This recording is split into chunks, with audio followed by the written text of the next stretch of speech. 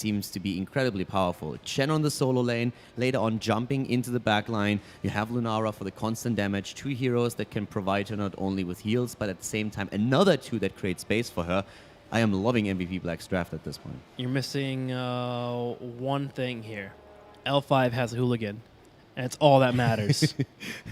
That is true, but Hooligan this time does not have his ETC. That is true. That is true. Well, for our 5th pick here, what are we thinking? Maybe a little bit more poke to help out and be a bit of a pain around the Immortal. We see a lot of Li Ming, but you do leave your backline vulnerable to that Chen. Yeah, it's not often that we see Li Ming and Vala together, but in general, if they're hoping for more poke, that's a possibility. But I was wondering if they're going to get something more melee-centric for Jungha specifically, and so they do get Malthael, but I am still very worried about that ETC, especially because Swoy's playing Karazim. Yeah, and I mean, they needed a top laner, so they have that now with Malthael, but again, Malthael does not have that interrupt you want against ETC, so there's going to be a lot of pressure on Vala in particular. Just always be ready to drop a Rain of Vengeance to interrupt the potential mosh pit. And there's a lot of momentum-based heroes on both sides, but when we are talking Chen in particular, killing him is not going to be easy, even with a Malthael now in the combo. It's going to be a difficult one here for L5, but they believe in this draft here as they pick up the Abathur on the early side. We'll see how it pans out against their opponents who have the engage and, of course, the potential to have a strong, strong early game.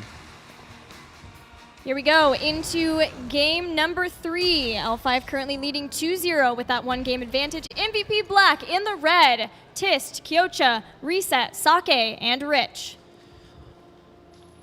On the left side in the blue, it will be L5, SESE, Hooligan, SD, Swoy, and Zhonghua here really bringing out the damage. And I want to see how that Malthael is going to pay off. We didn't mention it in the draft, but there's a possibility that Wandering Keg can actually be a difficult thing for Malthael to deal with. Whenever Tormented Souls comes out, you want disruption, you want control. And that Wandering Keg might be viable.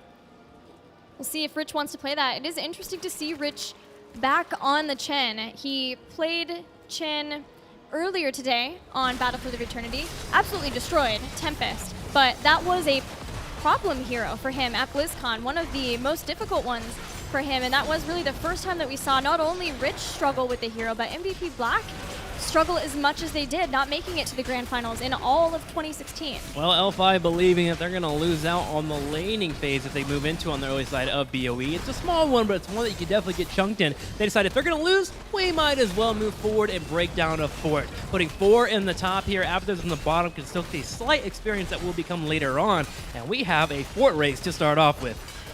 Trixler, I am interested to see your thoughts on what target will be cloned by Abathur. Vala is a very safe one. We've seen Karazim in the past because you also clone the trait, so that's always great for rushing down your opponent or even the Immortal.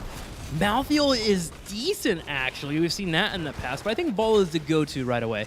All right, well, looking at L5, both teams are just continuing to pressure out these structures, but L5 are the ones who have been able to take it further and start doing damage to keep towers. Rich is hoping to slow them down with his kegs, with the slows, with the brew, and they do find a Swoy for first blood. Karazim does fall, and MVP Black will trade out 4 to their opponents, but get the kill in the start here. Now they need to soak up level 4, which Rich will be doing up in the top lane with the aid of his teammates. In fact, they brought all 5 up here, and L5 has set up in a spot here to start chunking in the Immortals. Remember, the Hungering Arrow build coming online for Vala. She wants to buy time and work in the Hungering Arrows when possible. It was cool to see L5 set up for the aggressive push toward the structures. They have Abathur, and they want to get to 10 as fast as they can.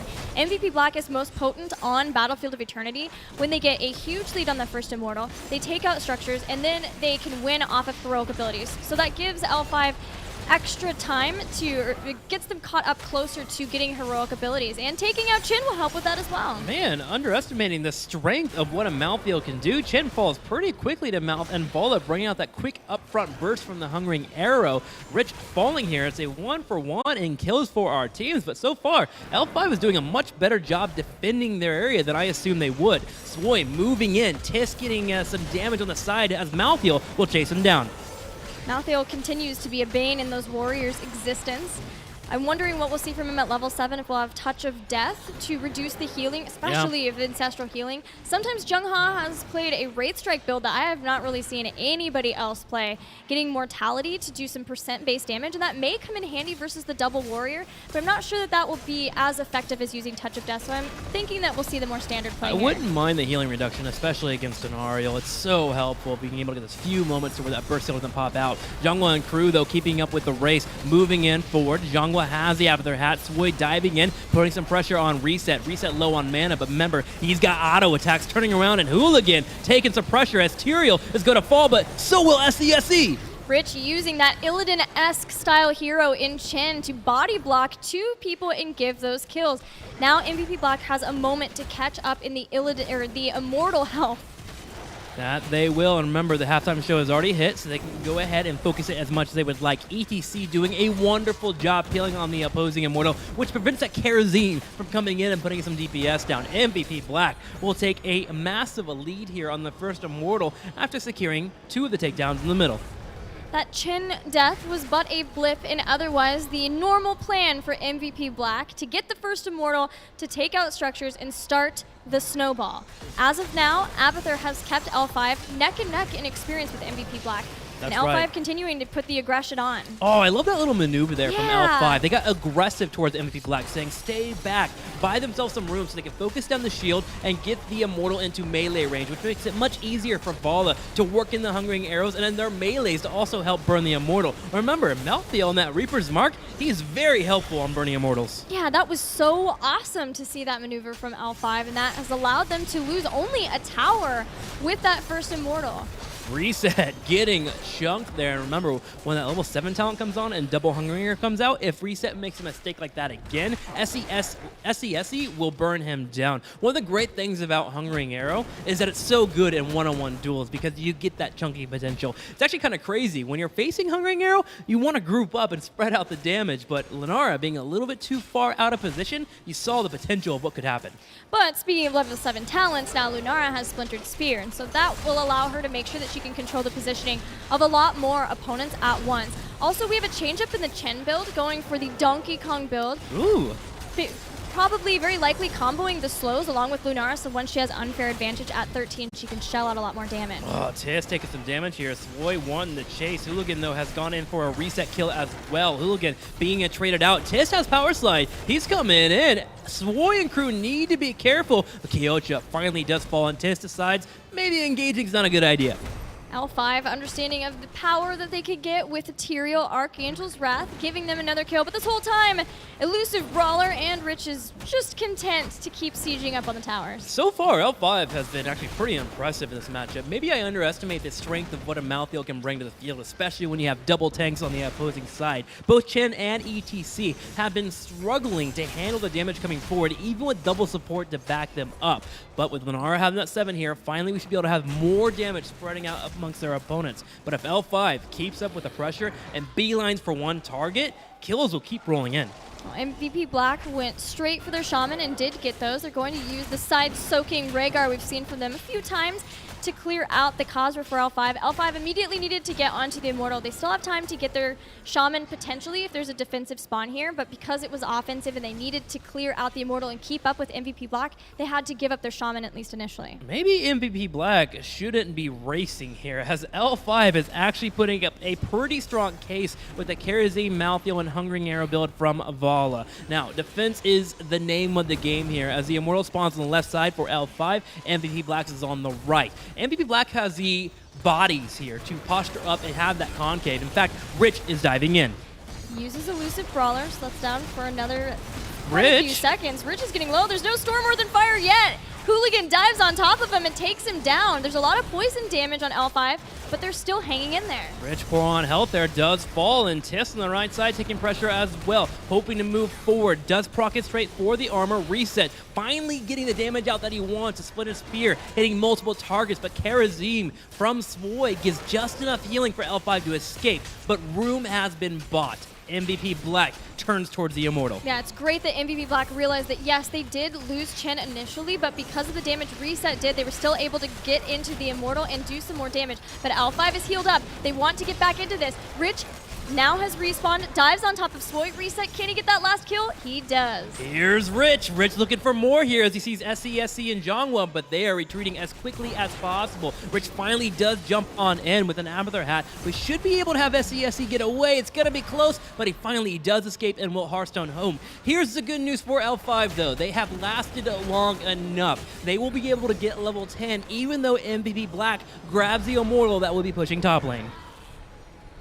MVP Black has heroics. Looking at reset. Lunara, the pickup of Crystal Aegis, Storm Earth and Fire, Mosh Pit. These are all standard. These are what expected. Keg. But I wondered, I guess you did mention the keg, but I wondered about reset, Thermovine, and now I'm wondering about Sake. Any chance we get a Bloodlust here? Bloodlust would be incredible, and oh my golly, there it is. Bloodlust will be procced. Tist moves in for the engage of the mosh pit, but he misses out. HGC will be falling. Reset being chased. Zhongwa is taking everyone that he can find and slaying them. Bloodlust started. And then the blood fell out of the bodies of both Lunara and ETC. Yep. Probably not the heroic to go there. I love the engage from L5. They dropped down the Tormented Souls. They tried to match in terms of raw power with that Bloodlust, but it just doesn't pan out. Yeah, I think the touch of death was enough indication, maybe the surprise factor, True. and bring that in, take him out in one decisive battle, and then never look back, never let go of the game after that. But because L5 were willing to take the fight outside of the Immortal and won it, they're still caught up in experience. They're down one fort, but they're looking good to go into this mid game. Yeah, especially with the heroics being up here. I mean, Ultimate Evolution, very, very helpful in the engages. L5 now is willing to move a little bit more aggressively on the battleground. Tis comes in for an engage with Rich, but they miss out on the slight timing they needed to steal away the Merc camp. At the very least, they will clear it out, so there is no counter pressure in this lane. And MVP Black can use that camp that they still have that's very healthy to hope that they can siege down just a few of the structures here. Keep the camp safe, allow it to get onto the towers, and then just poke and poke. MVP Black, do remember they always have the threat of Mosh Pit. L5 will have to watch out for that engage. Make sure to dodge out on a massive power side that comes in. Valo will be the one that tries to disrupt it. Remember, she did pick up that Rain of Vengeance, which is always key to stopping the Mosh. It's been nice to see Tist be so patient with that Mosh Pit, though. He's not overusing it in the least. Granted, they're just now level 12, but even in that last engagement, just playing the patience game, waiting until too many people group. Maybe someone gets slightly low and L5 gets very eager to get a kill before the double support can heal them back up. And then that's the moment when Tist can strike. L5 was posturing for a fight, not really wanting it, but trying to buy more time for Abathur to get the push in the top lane to move in. About 4 to 5 minions of experience have been lost, now a 6th and a 7th here, as Rhaegar is on the way to the top lane to clear it out. But you see L5, who was behind this game slightly inexperienced, now starting to trickle a little bit ahead here. Small maneuvers like that is what will get L5 the advantage in experience, moving towards 13 and 16, which is always great to have. There'll be a camp versus a camp as the Immortal phase spawns next.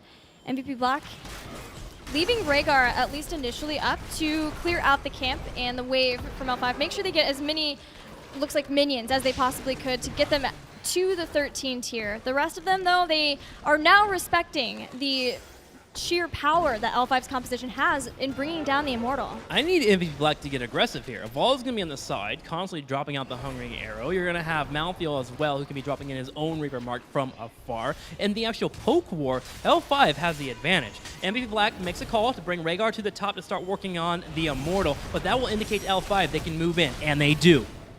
They saw the health bar starting to go down, but Rich is just hoping that they can use that as a bait to get L5 in a position he can jump on them, start dropping down some kegs, the brew, the whole 9 yards, light them on fire, and then watch them burn with the poisons of Lunara. That sounds really morbid, Kaylee, the way you described that. But bad. yes, that's what happens in this game. All right, the poke continues here as MVP Black finally moves up to the top, gets a little bit of damage to the Immortal. The pressure from the Mercs on the right side pushing into the top lane requires someone to come back. Abathur by himself, unless he builds into a split push build, typically can't really handle that kind of pressure. And that opens a window for MVP Black to actually move in and get the halftime show going.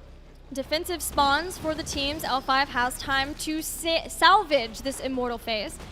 they get forward. We've got Inevitable in. That will help a lot with Malthael, especially even with potentially the mosh pit that might come in. And Jungha is ready to go. Tormented Souls is brought out. He's moving forward. He looks at reset, but with Tormented Souls gonna expire, he's gonna go ahead and pull on back. But SESC gets him with a palm. Sway comes out with the heal at the same time. Big power slide into a potential mosh pit, but SESC responds perfectly with the Rain of Vengeance. Somehow, some way, Zhongwa is still alive. SESC's looking for another kill. Tis is already down. We've got Crystal Aegis being used. Malthael is the next to fall, making it a 1-for-1. But Rich doesn't have his Panda Pals anymore. He'll be the next death, but still, the health bars of L5 are so incredibly low from this poison. And this is why you saw a ban on Vala in the last game. SESC is an absolute beast on that character, getting every pivotal hungering arrow into the fight, landing every single engage, eventually getting the kill on Chen and ETC. This opens up the window for L5 to move over, put some damage on the Immortal. They'll have to back up and heal up while death timers are kind of low at the moment, but still in a great spot where they can come back and defend. MVP Black at least going to whittle down the health bar enough. And it looks like L5 is just actually fine with defending, as MVP Black will take out the Immortal. But at the very least, as you said, L5 can defend a lot easier knowing that the shield is all but nothing. Use the Vala, take it down to melee range, and then from there, the rest can get in. MVP Black on the second health bar here was able to come back in and grab it. Top lane will be pushing in. Abathur should be working on that bottom lane, especially with the Mercs being grabbed by L5. But the Hungering Arrow again and Malthael will be what is used for defense. ETC in about 30 seconds will have Mosh Pit up, but there's always a threat of our Chen moving forward, applying the slows. And the Puncturing Arrow quest is completed, so that gives a lot of damage burst now, along with Repeating Arrow to the Vala. L5 getting further and further ahead, and as long as Abathur is alone in the siege bottom, that prompts MVP Black to really try to make something happen here. They really, really want to keep.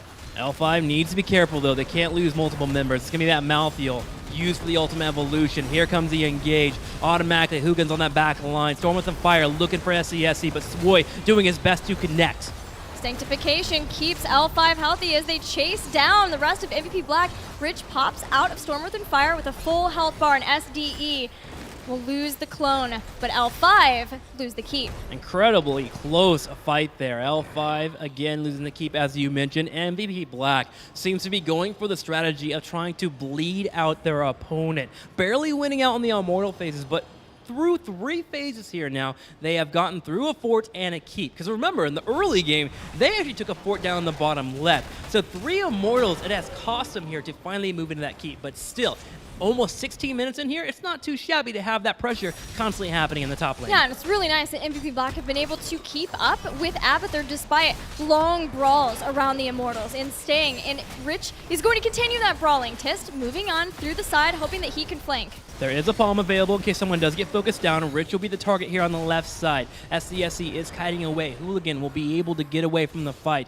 So from here, L5 continues to sit back and play defense as Chen and crew are starting to get a little bit on that robust side. Look at this, imposing presence at 16, going to be used to lock down that Vala. Yeah, MVP Black absolutely adore pushing with their whatever camps they can possibly get. But now we've got 16 on either side. Imposing presence, like you said, slowing down the Vala, maybe even the Malthael too, if he possibly can. Get Malthael too far forward, hit that slow, and it reduces the movement speed as well. He might not be able to make it back. But at the same time, again, Malthael has inevitable end, so he has ways of working around MVP Black. MVP Black using the entire farm here to push in that bottom lane. Have the Bambi, of course, ETC on the cow and the Panda all pushing on that keep, but L5 is tired of it. They go for the engage. Swirl on the top right side, bringing out the punches. Gonna have SDE moving in on the clone to apply some pressure. But this is the problem. A clone was utilized and no kills came out of it. It's a great move from SDE to initially go into the clone of Malthael so he can be the one to apply the Reaper's Mark, and then Jungha can teleport on it a little bit safer, not as reliant as his Death Shroud. It's just that it's not working. MVP Black are dealing with it very quickly, and then there's plenty of time where MVP Black are essentially up a man until that clone comes back. Rich pops Storm Within Fire. It'll be a second health bar here. He jumps on SESC. SC hoping to kite backward. Is forced to use the Rain of Vengeance. Reset coming in from the side with the flank. And look at the damage he chunks forward on SESC. Swoy is struggling to keep him alive. seems like the further and further we get into this game, MVP Black are finding their footing. They're ramping up, and L5 are having trouble figuring out where they can get into the fight. They can't just all dive in on a target, and the double support keeps everyone healed up. The diving in causes problems with the mosh pit. They keep going after Tist, and they do bring him down low. Ooh, this is big. The Aegis comes out, Rain of Vengeance pops up, but the perfect cleanse will be used still. Lunara will fall, Zhongwa goes in, ETC is low, and L5 finds their moment. It was a small one, but they find it, and they take out 2 members of MVP Black. They'll take that and run with it, finding a choke that Jungha can get into and hit a lot of people with Reaper's Bar, keeping himself alive and allowing Vullet and SCSC to do his thing. Rich, Sake, the rest, going to once again limit the shielding at least of the Immortal as best they can, but they have to be cautious without their Lunara and without ETC. Sway having a hard time in those trades as Rich turns around and applies a couple hits with the staff. SCSC and Sway will turn around and focus down the Immortal. They've done enough damage already that they will win this race, and for the first time in this game, L5 will grab an Immortal. Immortal will head toward the bot lane. No forts stand between L5 and a keep of MVP Black. This is an important one. This is the lane where the Shaman can push. There's a lot of opportunities to apply pressure toward MVP Black's base, especially with their Abathur. And I was wondering if this could be game if L5 gets a pick or two, but it's going to be some time here. 25 more seconds for Tormented Souls and Sanctification. MVP Black will do their best to kite back on top of this Immortal. Mangle, break open the keep wall, get some damage on the keep, and then the moment Malthael's Heroic comes online, go for a hard engage. And that is in 10 seconds when we'll have both of those heroic abilities, Sanctification, Tormented Souls, SCSC reset, trading blows as the range, but Rich is ready to strike before those heroic abilities. They just now have come online. And here we are, Jongwa having it. Can he go for the fight? Lunara is found. Hooligan helping out with the kill. Sake and Tis on the back right. MVP Black is running away. They are scurrying away from the fight. They don't have the Lunara. Holy ground going up. Rich jumps to the side, but L5 with all 5 members up are looking for another kill. Massive Rain of Vengeance. Sake does get out, so does Rich with the palm. It comes off. Swoy uses the palm, Sake in trouble, Crystal Aegis on top of him, Sanctification dropped on top of that. He falls. Aegis, and he will fall. 3 down from MVP Black, a 4th with Ariel. That's gonna be it here as L5 again patiently plays the game to a point where they can get a victory. They find the kill on Lennar. They find more members of MVP Black, and now they will deplete the health bar of the core as it continues to fall down to 20, down to 10, and that's it. It's gonna be game here as L5 will go up 3-1 in the series. L5 proving that MVP Black is not the only team to be talking about at this tournament now. They sit 1 win away from being the Eastern Clash champions, Caldor. 1 game away, and L5, kudos to L5, great play on their part. MVP Black surprised me quite a bit though. When that Bloodlust was picked up, that shocked me. And I have racked my brain around what made that choice to go from Ancestral into Bloodlust. And I have to say, against Sanctification and everything else that we saw there, I'm even willing to consider this could have been a mispick. I think this is a point that Gilly brought up during the cast. The level 7 talent just really trying to nullify that Ancestral healing might have been just enough of a proc for them to go into that Bloodlust. There could definitely be a thought process here. We have seen similar things in the past, but if you have the ETC in as well, and you can just push Malthael back. I don't know. Like, there's a couple of arguments to be made for the level 7 talent on Malthael, but overall, I think they never really got value out of Bloodlust, and you pick it into the Sanctification. So if L5 plays on top, then it's very hard to get any real value out of the talent. Were there any points in the game that stood out to you specifically, Caldor? I mean, we had a couple of really cool fights. I think on the retreat that we had in the mid-fight around the Immortal, the clumping up was a bit of an issue that we saw on the side of MVP Black when Malthael could get his full value off. But we also have a fight here at the end that I want to highlight a little bit. Just also to, once again, Bloodlust not even chosen up to the point where Lunara is down. So Lunara is the first target here. Reset is immediately being attacked. Bloodlust is activated too late, so he can't even benefit from the movement speed on the way back. And the big problem that you have here is that once you commit to into a hyper carry composition with a double healer, you need to keep that carry alive. And as we can see here, without an Ancestral, without even the Aegis being used on the side of Oriel, that blow up against Lunara just turned it completely against them. I think if they keep Lunara alive in this fight, they can at least defend against the Immortal and live to fight another day, even though, of course, L5 has already pulled ahead in experience. But once that Lunara was down, was definitely the call immediately, okay guys, this is not only keep, we go for core here. Trixler, knowing the strengths of teams, patience definitely now seems to be one. So much for L5. Yeah, they've been playing the slow, methodical game in the last couple of games, and it's been inspiring to watch, right? Not going for that hard engage. Even to a degree where we saw MVP Black have that Void Prison in game number 2, it seems like both teams are realizing where their power spikes are and where they need to utilize certain abilities. I was a bit disappointed, as you mentioned, that Lunara being a little bit too far forward towards the end of BOE and pushing in, but I love the quick, complete switch from passive play to complete aggression from SESE and the rest of the crew once they realized that mistake came to fruition. A few things that I found also quite surprising is that Rich at times was, especially before level 10, incredibly aggressive how far he jumped in. And to a point where he jumped into 4 people and the rest of the team couldn't even really follow up to try and help him out there. They were able to decide a lot of these fights still in their favor because of the Lunara poke from the distance. But Witch was extremely aggressive, especially before he had his own panic button with a Storm Earth and Fire after 10. Let's see if L5 is going to walk away with this championship, where the next battleground will take place. It's already match point. It is. That is crazy to think here. Oh, man. 2-month Spider Queen. This... To talk about the history of Tomb of the Spider Queen between L5 and MVP Black, Lay it on us. there was a time when L5 would ban Braxis over and over and over again, every single series, and then they get up against MVP Black in part 2 of Phase 1, and they ban Tomb. And I was like, oh, they've been playing the long game. They know Tomb, they knew Braxis all along. That's got to be what it is. And I asked Noblesse, and he said, no, we just can't face MVP Black on Tomb. They're way too good at Tomb. And then we get to this, where MVP Black has been struggling time and time again, every single Tomb game, and where does L5 pick to maybe finish it off? I think Gilly's kind of pumped. Yeah, I think she is.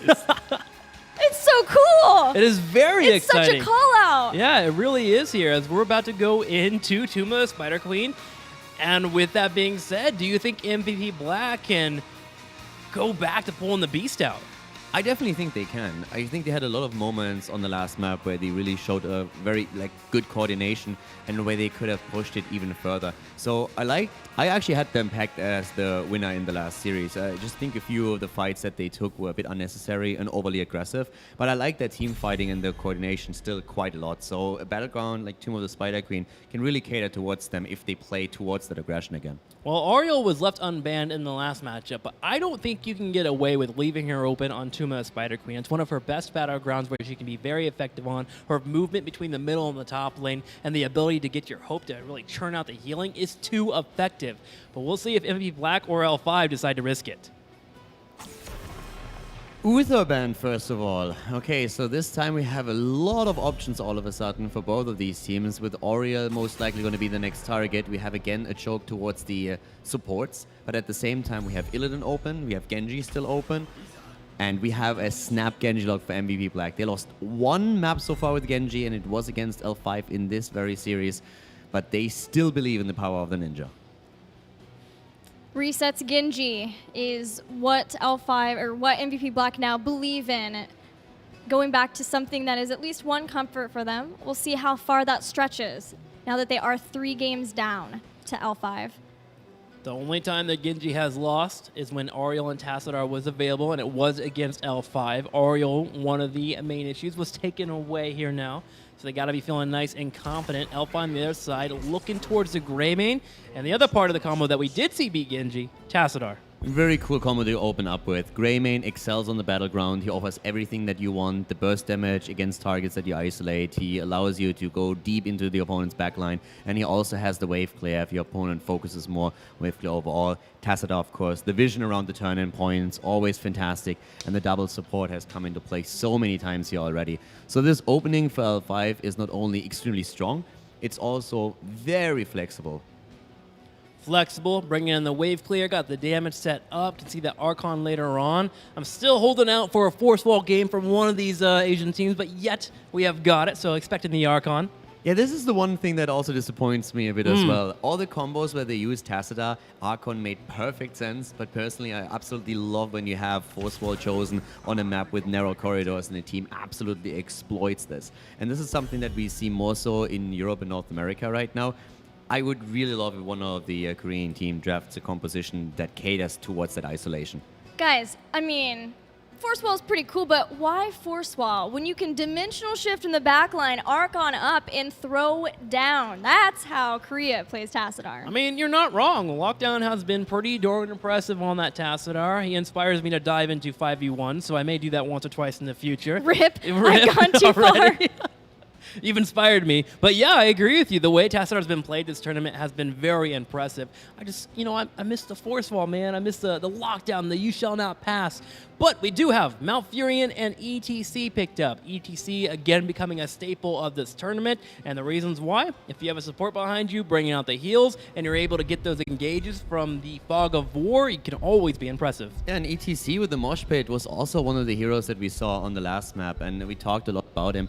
We had even a situation where finally Mosh Pit went through on a stun circle that got cleansed, but then ETC already canceling the Mosh Pit because he was afraid of getting stunned, so a bit of miscommunication. But on the last map, MVP Black lacked that mosh pit that they were looking for. We were talking about Hooligan a lot, who had amazing mosh pits. MVP Black still has to show those, but they still believe and trust in their ETC play here. And on Tomb of the Spider Queen, you can do so much with the rotation alone and the isolation that you get with a good ETC slide. MVP Black just respects Diablo so much on this battleground. We've actually only seen Diablo played once, if I remember correctly, this entire tournament. He lost, but it was by Tempest. But it's actually incredible here that he still continues to get banned out. That's how much they fear the idea of him being on the battleground. The map alone caters to Diablo. You have with Devil's Due on level 1 so much sustain in any fight that it's absolutely terrifying to go up against Diablo. And of course he gets even more value out of the stuns with Shadow Charge, since there's so many walls around the turning points that you can abuse. So I can completely understand that MVP Black bans Diablo out. Also, because they probably still have a few nightmares about Roll20 and their Medivh Diablo composition. That's where the source of it all comes from, the MSB. This is the map. North America, man, giving nightmares here to MVP Black. And here we have the Nightmares of Death coming in from Malthael and Cassia to finish up the roster from MVP Black. Full-on aggression is that composition. You have the threat of Mosh Pits, Twilight Dream, Malthael with Tormented Souls, and Cassia and Genji behind it. MVP Black, if they're going out in this game, they are going out in a blaze of glory. Yeah, that's definitely a lot of aggression for them and already catering towards the late game as well. Malthael played by Richie once that he has a chance to jump into those late game fights. He can wreck a team. That's what we've seen, especially in the previous series on Towers of Doom. And he's going to try and show that same ferocity here. Now, typically when you see a Cassia on the opposing team, you naturally want to be able to move into some kind of mage damage. You'll be able to poke her out if need be. But the problem is, which mage do you move into that Genji doesn't shut down? One that can work on this battleground could be KT.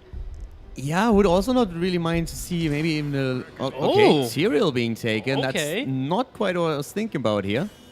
Neither was I, but we now have the Tyrael, the certification being online. There's also maybe a Whirl. Can you go? No, no judgment. That is a lot of protection for Greymane overall. You have the double support, you have the Shields of Tyrael, and the Sanctification. So you really put all of your eggs into the Greymane basket. He has to absolutely excel here. Sounds like the Summer Global Championship. Yeah? All right, guys. I want predictions on this game. We're getting now to tournament point. So predictions? You go first. No, you go I was waiting for I was waiting for you.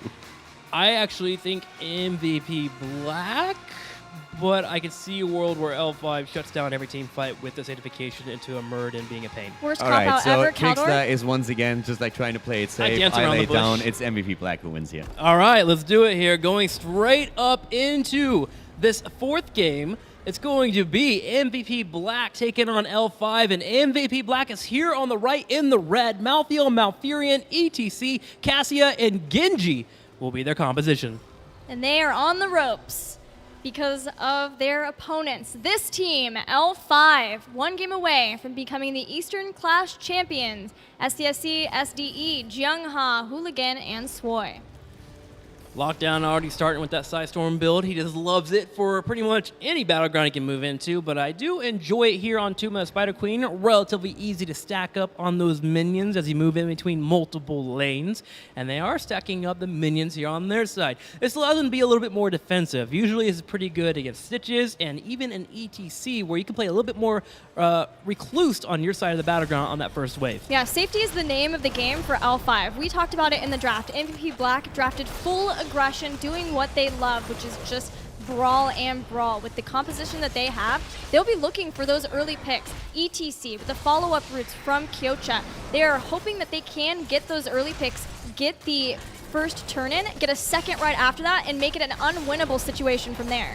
There goes the engage. SCSC jumping on top of Rich. He is getting low, and Rich will be the first death of the game here as MVP Black will be losing out on their mouthfeel. You know, there's been a couple of times now where L5 have punished Rich in lane, and it almost makes me think back to when they played each other in the league.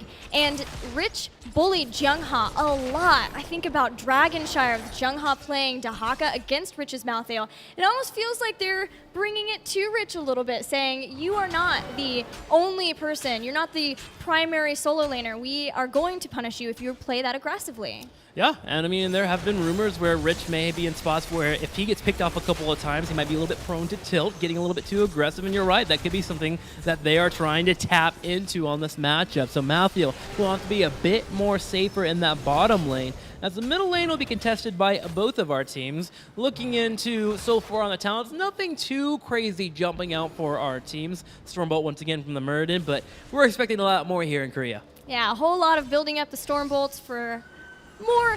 It's a Muradin hybrid. He doesn't just want to be a warrior. He wants to put out damage like an assassin at the same time. SE working on the stacks there, but will have to defend his teammate here as Hooligan is found by Rich and crew. They're jumping on him. He's low on health, and here's Rich jumping in for the fight. MVP Black answering back with a kill of their own. It is so difficult to run away from a Malthael and a Genji. Two different ways of mobility for a Genji, and then you have Malthael who can continually teleport to you as long as he has Wraith Strike up and his Reaper's Mark on you. It was going to be difficult for Hooligan to get away from that one, but even still, teams very even in this early game. Especially with their Greymane in the bottom, who did pick up the Giants here to help bolster out that bottom lane. Typically, you want to push that in, which will allow for you to rotate towards the turn-in and drop it off, or even look for a kill in the middle lane. Rich will be spending his time clearing that up, but L5 taking the opportunity to have a man advantage, moves to the top lane, and starts to drop off a few of their gems. CSC gets stalled out. Kyocha now has a Loon's Grace, which makes that a whole lot easier with his Moonfires. He will be the most consistent person to be able to stall out the turn-in points. Genji is another great one on the side of MVP Black. Ooh, Stormbolt missing out. Sway came around to help out with the kill, but because the Stormbolt did not connect, Tis was able to drop down a power slide, almost said a polymorph, a power slide there, and get Rhaegar. ETC Brightwing, they're fairly even. Super even They're heroes. pretty much the same. They look similar, got very similar skins. Same time though, Rich having a hard time in the bottom as SCSC brings in the claw, swipes him to death. Yeah, that's more than 10 gems dropped from Rich. Reset and crew come in to try to salvage the situation. They're still up against 4. There goes the blind. Sake coming in with a fend, but SCSC has survived. Last second shield there. SCSC getting away. The turn-in will be dropped in from MVP Black as they do answer back. But in terms of numbers, 31 to 15. L5 has the more gems dropped off, and they are looking to grab that turn-in quicker than their opponents as they continue to drop off whatever they can here. They would love to get those web weavers moving in, open up the battleground, make Greymane be much more effective as he's able to start pouncing on opponents. I have to say, things so far have not been going to plan for MVP Black.